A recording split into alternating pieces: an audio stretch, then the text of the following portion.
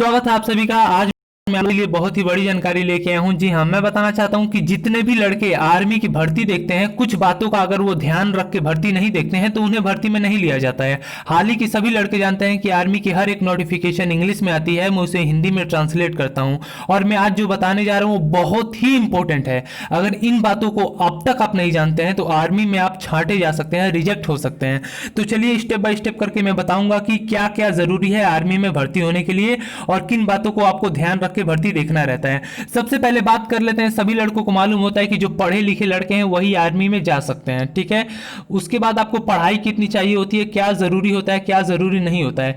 कितने लड़कों को नहीं मालूम होता है कि यदि जीडी में जाना है तो क्या एलिजिबिलिटी चाहिए, क्लर्क में जाना है तो क्या एलिजिबिलिटी चाहिए, ट्रेडमैन में जाना है तो क्या एलिजिबिलिटी चाहिए, नर्सिंग में जाना है तो क्या एलिजिबिलिटी चाहिए, ट्रेडमैन में जाना है तो क्या एलिजिबिलिटी चाहिए। और उनका फॉर्म नहीं भरा जाता है या कोई भी दिक्कत आती है तो उसी दिक्कतों को आज मैं बताऊंगा। और साथ ही साथ ये भी बताऊंगा कि उनका एग्जाम कैसा होता है, एग्जाम में क्या आता है, उनका जो फिजिकल होता है, फिजिकल में क्या जरूरी होता है।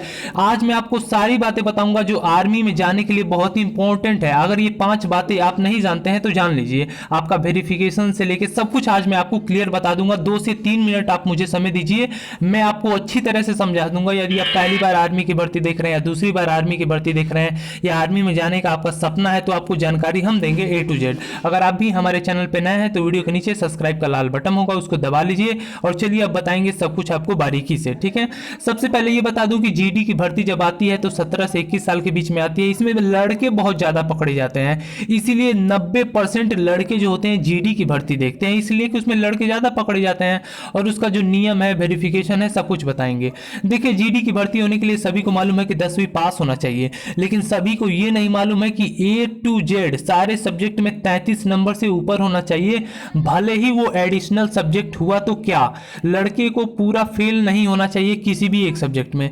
कितने लड़के दिमाग लगाते हैं कि मेरा 6 सब्जेक्ट है, 5 सब्जेक्ट में पास हूं, चलो एक सब्जेक्ट का नंबर छोड़ दूंगा, फॉर्म भर दूंगा, एडमिट कार्ड आ जाएगा, भर्ती हो जाऊंगा। तो ऐसा कुछ नहीं है, तुम्हें रिजेक्ट कर दिया जाएगा, छाड़ दिया जाएगा। यहां पे देख सकते हो लिखा है ईच सब्जेक्ट, ऑल सब्जेक्ट लिखा है, आपका 33% होना चाहिए, ठीक है। यहां तक मैंने आपको बता दिया। चलिए अब बता देता हूं आपको, यदि टेक्नीशियन में होना है या क्लर्क में होना है या आर्ट में होना है तो इसमें 12th पास चाहिए होता है, 12वीं पास चाहिए होता है। आपका हर एक सब्जेक्ट में, ईच सब्जेक्ट में 40% नंबर होना चाहिए। साथ ही साथ आपका पूरा 50% ऑल ओवर होता है और जीडी में टोटल ऑल ओवर 45% होता है, ठीक है। ये नियम है आर्मी का। अगर ये नहीं रहेगा तो आपका फॉर्म ही नहीं भरा जा पाएगा, और जब तक फॉर्म नहीं भरा जा पाएगा तब तक एडमिट कार्ड नहीं आएगा। एडमिट कार्ड नहीं आएगा तो तुम रैली देखने नहीं जाओगे, जब रैली नहीं देखोगे तो फिजिकल नहीं निकलेगा, जब फिजिकल नहीं निकलेगा तो मेडिकल नहीं निकलेगा, जब मेडिकल नहीं निकलेगा तो एग्जाम नहीं दोगे, जब एग्जाम नहीं दोगे तो तुम्हारा ज्वाइनिंग लेटर नहीं आएगा।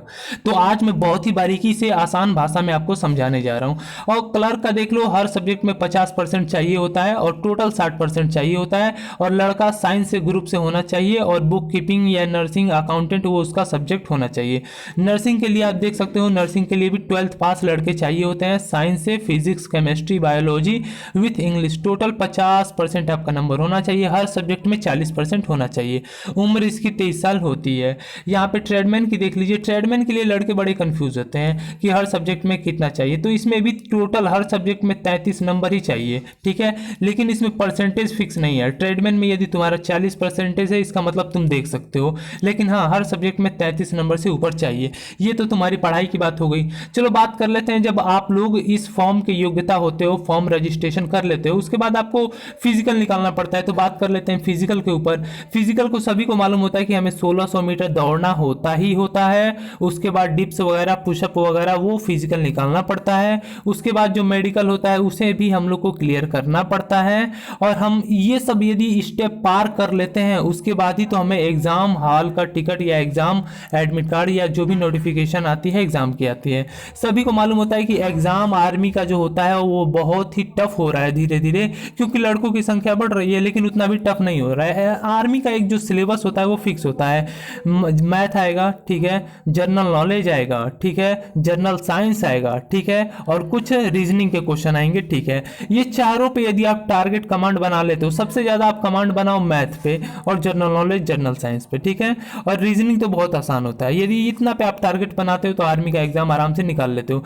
चलो अब बात कर लेते हैं, आर्मी में जाना है तो कुछ और भी होती हैं बातें जिन्हें आपका ध्यान रखना पड़ता है। अक्सर पुलिस वेरिफिकेशन होता है, डॉक्यूमेंट वेरिफिकेशन होता है। अगर अब वहां पे आप पकड़े जाते हैं, आपके ऊपर कोई छोटा माइनर केस पाया जाता है या आपका पुलिस वेरिफिकेशन सही से नहीं होता है, तो आपका फॉर्म वहीं रोक दिया जाता है, आपका कागज आगे नहीं बढ़ता है, आपको रिजेक्ट कर दिया जाता है।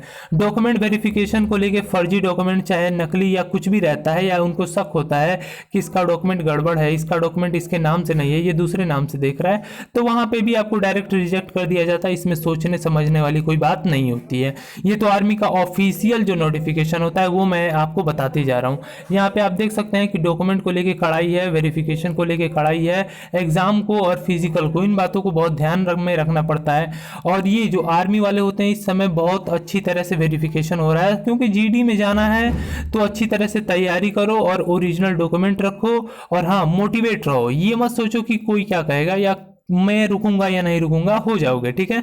तो डरने वाली कोई बात नहीं है। जो जानकारी थी मैंने आप सभी को दे दिया है। अगर किसी का रजिस्ट्रेशन प्रॉब्लम है, आधार नंबर ऑलरेडी एग्जिस्ट या father name mother name already exist, तो यूट्यूब पे सर्च करें, वहां से वीडियो मिल जाएगी। यहाँ तक वीडियो देखने के लिए धन्यवाद। जय हिंद दोस्तों, अगली वीडियो में फिर से अच्छी जानकारी लेके मिलेंगे आप लोगों के साथ।